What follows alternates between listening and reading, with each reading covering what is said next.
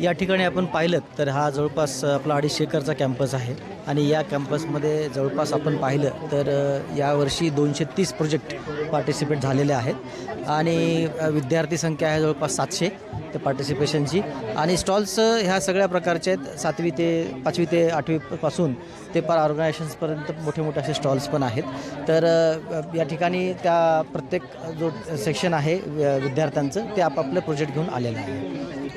आपल्या ज्या सरकारी संस्था आहेत तसंच लोकल गव्हर्नमेंट आहे त्या सर्वांना आम्हाला त्यांची परमिशन घ्यावं लागते. फायर एनओसी असेल किंवा तहसीलदार असतील, कलेक्टर असतील, हे जवळपास 1 महिन्या जवळपास काम लागते या पूर्ण करायला, कारण विद्यार्थ्यांचा क्राऊड असतो. ॲम्ब्युलन्सही मागवावं लागते, सरकारी दवाखान्यातून आम्हाला मदतही मिळते त्याबाबत आणि 108वरून पण आम्हाला मदत मिळते, सिव्हिल सर्जन पण आम्हाला मदत करतात. तर हे सर्व जे आमचं JMRTचं सायन्स एक्झिबिशन होतं या सर्वांच्या सहभागातून आणि सहकार्यातून. हम पूरी कोशिश करते हैं कि सेफ्टी रहे, सिक्योरिटी रहे और कोई ऐसी बात ना हो जिससे कि कोई प्रॉब्लम हो, उसका हम पूरा ध्यान रखते हैं और कोशिश ये करते हैं कि थोड़ा स्प्रेड आउट रहे और लोगों को हम ये भी सारा अरेंजमेंट रहता है पानी का, स्नैक्स वगैरह का, ताकि खासकर जो बच्चे आते हैं स्कूल के वो उत्साह में सब कुछ पूरा देखना चाहते हैं, धूप भी रहती है तो हम पूरा उसका सारे प्रिकॉशंस लेते हैं. हमारे एडमिनिस्ट्रेशन की जो टीम है पूरे अच्छे से सब कुछ मैनेज करती है और हमको इस बात से सबसे ज़्यादा खुशी होती है कि आजकल पहले तो पुणे डिस्ट्रिक्ट में ज़्यादा होता था, अब दूर दूर से आते हैं वो स्टॉल्स लगाने वाले और जो देखना चाहते हैं.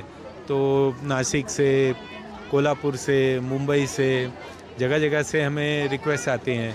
तो ये बहुत अच्छी बात है और हमारा यही उद्देश्य रहता है कि ज़्यादा से ज़्यादा लोगों को साइंस का अवेयरनेस हो और वो समझें कि क्या कर सकते हैं साइंस में, कैसे आगे बढ़ सकते हैं, क्योंकि बिना साइंस और टेक्नोलॉजी के देश प्रगति नहीं कर सकता.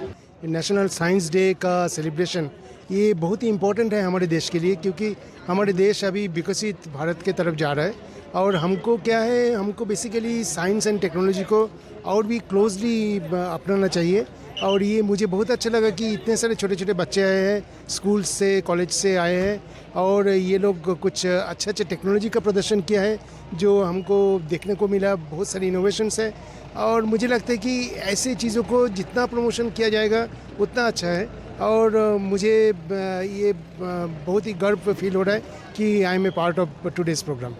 से यहाँ पे बहुत सारे प्रोजेक्ट्स में देखा जहाँ पे जैसे वाटर हार्वेस्टिंग का प्रोजेक्ट्स है, फिर सैटेलाइट इमेजिंग, ये सब रिलेटेड बहुत सारे प्रोजेक्ट्स मैं देखा जहाँ पे बच्चों को काफ़ी इंटरेस्ट मिलना चाहिए. एंड बच्चों को भविष्य में जो स्पेशलाइजेशन जब लेंगे स्कूल के एडवांस्ड लेवल पे या कॉलेज में जाके, तो इनको मुझे लगता है कि इनका एक मेंटल मेकअप डेवलप होगी कि इनको भविष्य में सब्जेक्ट चूज़ करने में ऐसे जो प्रोग्राम्स में जब आते हैं ये जो एक्सपोजर होते हैं ना, ये एक्सपोजर बहुत इंपॉर्टेंट होता है. इसमें एक विजन डेवलप होता है.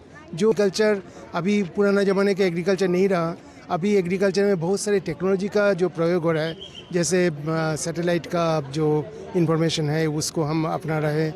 हमको वेदर फोरकास्टिंग मॉडल्स का जो रिक्वायरमेंट्स है, ये बेस्ड ऑन दैट जो डिजीज़ फोरकास्टिंग होती है, इंसेक्ट का मैनेजमेंट होते हैं, ये सब इंफॉर्मेशन बच्चों को समझ में आएगा कि जैसे नए नए जो टेक्नोलॉजीज़ हैं, ये टेक्नोलॉजीज़ को एग्रीकल्चर में कैसे कंट्रीब्यूट किया जाए, कैसे इन्वॉल्व किया जाए, सो दैट एग्रीकल्चर का जो प्रोडक्शन, प्रोडक्टिविटी, क्वालिटी ये सब बढ़े और इसको अल्टीमेटली हमारे देश के लिए, देश के जनता का जो पब्लिक हेल्थ जो जिसको बोलते हैं, पब्लिक हेल्थ इम्प्रूव हो जाए और हमारे देश को ज़्यादा से ज़्यादा फार्मर्स का जो इनकम है, फार्मर्स की इनकम इससे ज़्यादा बढ़े. तो उन CAR के जो इंस्टीट्यूट्स है, जैसे हमारे NRC ग्रेप्स, हम लोग हर टाइम यही कोशिश कर रहे हैं कि पेस्टिसाइड का प्रयोग कितना कम किया जाए और बायोलॉजिकल या वेरियस जो ऑर्गेनिक कंपोनेंट्स है उसका प्रयोग बढ़ाया जाए. इसको बोलते हैं बायो इंटेंसिव एग्रीकल्चर. तो बायो इंटेंसिव एग्रीकल्चर करने से क्या हो रहा है, नेचुरली एग्रोकेमिकल ये जो केमिकल इनपुट्स है उसका प्रयोग कम होते जा रहा है. और आपको मैं इस पर जानने खुशी होगी कि ग्रेप्स का फॉर एग्जांपल इस साल पूरे जो महाराष्ट्र से जितने ग्रेप्स टेस्ट हुई है, ऑलमोस्ट 17,000 सैंपल टेस्ट हो चुके हैं अभी दिस सीज़न. ओनली 0.2% सैंपल में पेस्टिसाइड डिटेक्ट हुआ है। दैट मीन्स 99.8% सैंपल्स अभी हमारे पास जो है, जो हमारे फील्ड में या जो ग्रेप्स डेवलप हो रहा है और जो मार्केट में मिल रहा है, दे आर रेसिड्यू फ्री। तो ये एक बहुत बड़ा योगदान है साइंस एंड टेक्नोलॉजी का।